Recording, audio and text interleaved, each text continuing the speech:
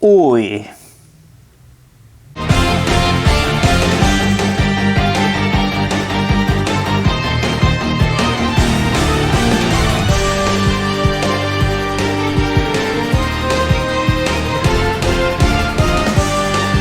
Buenas, vamos allá con los análisis, o mejor dicho, impresiones que han publicado ciertos medios de comunicación sobre Crimson Desert. Hay varios que estuvieron jugando hace unos días en Ámsterdam para ver entre las primeras 6 y 8 horas. Nos han dejado sus sensaciones, aunque posiblemente sus análisis sean un poco más amplios de lo que voy a trasladaros por aquí.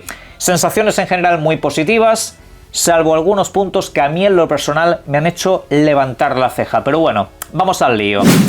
En primer lugar, una de las cosas que comentamos de este videojuego, al menos durante el vídeo de ayer lo podéis ver en detalle, es sobre todo su sistema gráfico basado en unas físicas más detalladas que en la mayoría de videojuegos de acción y aventura en tercera persona, donde ese mundo abierto se siente que tiene pues un clima cambiante en todo momento, en términos de iluminación, en términos dinámicos, en lo que respecta a la lluvia, la noche, el día. Todo eso es algo que parece que funciona muy bien en este videojuego. Prácticamente todo el que lo ha estado jugando dice que es absolutamente asombroso la cantidad de cosas que puedes destruir en este universo, que se siente la verdad bastante vivo en ese aspecto, con sus limitaciones obvias pero que te da muchas posibilidades. Luego a partir de ahí nos comentan que el videojuego en términos de rendimiento no siempre va de la mejor de las maneras. El videojuego todavía tiene alguna que otra pequeña cosa que pulir, tiene los típicos bugs que suelen tener estos mundos abiertos donde hay algunos elementos que tardan un poco más en cargarse, puede haber algo de popping en determinadas zonas, aunque dicen que no es algo excesivo, simplemente que el videojuego podría ser más estable en algunos aspectos. Sobre todo, esto lo comenta gente que ha podido jugar en una videoconsola, milagro, en la PlayStation 5 Pro. Veremos a ver los modelos inferiores de consola que tal rinden el videojuego. En PC no hay tanta queja en general. En PC casi todos coinciden con lo que ayer comentamos acerca de Digital Foundry y su análisis más técnico. También se destaca mucho su sistema de combate. Un sistema de combate que dicen que realmente tiene cierto grado de exigencia, pero como os trasladé en el canal, no se esperen a encontrar un videojuego tipo Souls, ¿vale? Que obviamente es un combate desafiante y de hecho incluso algunos invitan a que le echemos algo de paciencia, ya que el sistema de combate es un poco raro, que incluso bebe demasiado de la estética que suelen tener los combates en los MMO, en los videojuegos masivos online. Solo que en este caso obviamente se ha moldeado en determinados aspectos más obvios para ser un videojuego de un solo jugador. Simplemente eso, que a veces puede generar una sensación un poco extraña porque no son los controles habituales a los que estamos acostumbrados, pero que aún así el videojuego funciona bastante bien y que los combates son muy espectaculares. Son combates muy dinámicos, son combates generalmente ágiles, pero que la curva de aprendizaje, sobre todo por el tema de los controles, puede ser un poco delicada para algunos jugadores.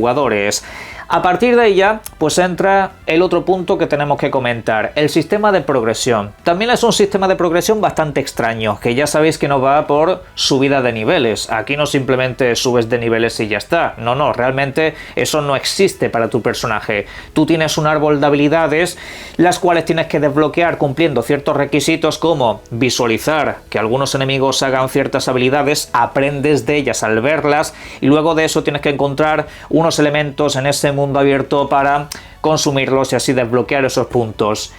Sí, es bastante peculiar, la verdad que incluso explicado sé que a más de uno le acabará de dar una embolia, pero la cuestión es realmente básica. Simplemente es observar ciertas habilidades que te dicen en tu árbol de habilidades y a partir de ahí buscar un objeto que te las desbloquee. Punto. Simplemente es ponte a explorar, encuentra objetos para desbloquear habilidades y ya está. Lo que comentamos de que la exploración aquí va a tener mucha recompensa. Otro detalle que también han comentado acerca de lo vivo que puedes llegar a sentir este mundo es su sistema de reputación. Una reputación que podrás ir mejorando o empeorando según, ya sabéis, las acciones que lleves atrás.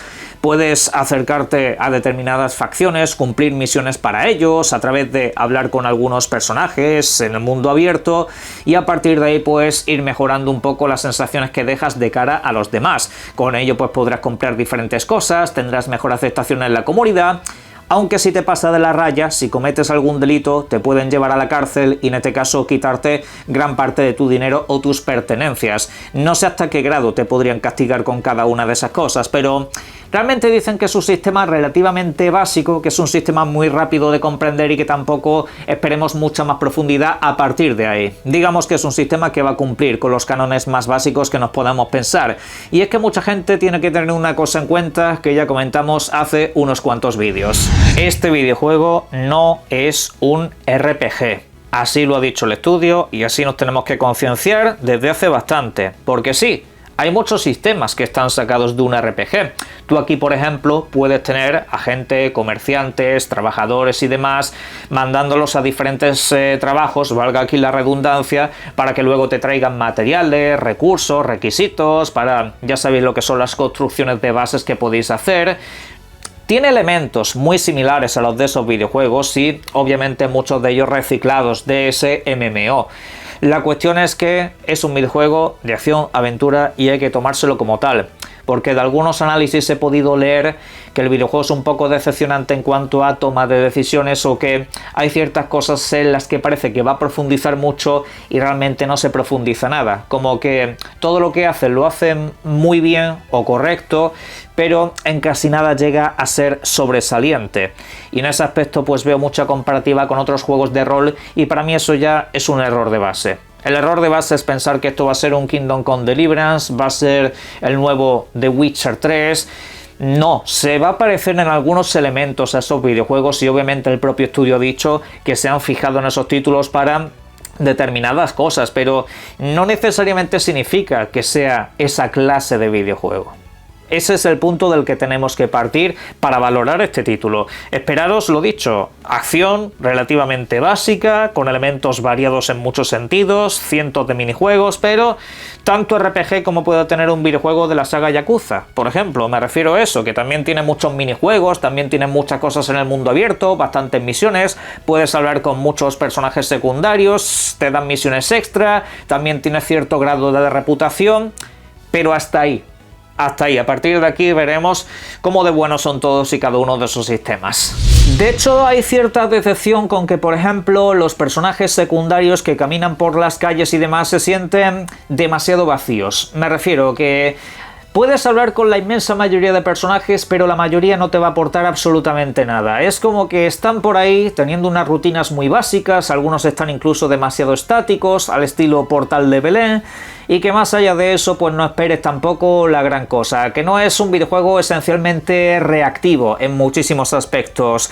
Y eso, insisto, yo creo que tiene que ver mucho con la percepción equivocada que se ha tenido de este videojuego, yo me incluyo en ese apartado, sobre cuán profundo iba a poder ser desde un primer momento. Pero incido en que en el preciso instante donde nos han dicho que esto no es un RPG, sino que es un videojuego de acción y mundo abierto, hay que esperarse, pues eso. Los demás elementos que quieran añadir, para mí, son un plus. A partir de ahí se trata de que el videojuego funcione en plenas condiciones y que tenga un contenido de calidad. Os voy a ser completamente honesto, ya para cerrar el vídeo. A mí me da igual si en este videojuego tus decisiones tienen poco peso, si los NPCs se mueven deprisa o despacio, si digamos no hay mucha influencia en el entorno con determinadas cosas que haces. No, todo eso al final será sentarse, jugar y comprobar, al igual que el tema del sistema de combate, que puedes decir, hombre, es raro, pero lo mismo para mí no lo es. Eso incido que habrá que probarlo para sacar conclusiones. Estos son sensaciones muy personales de cada periodista. El punto es que a mí lo que me preocupa es que esto se convierta en un caso Cyberpunk 2077. Un videojuego que tampoco cumplió muchas expectativas de las ideas que la gente se hacía en la cabeza. De que el videojuego iba a tener mucha profundidad en algunas cosas. Pero era un juegazo igualmente.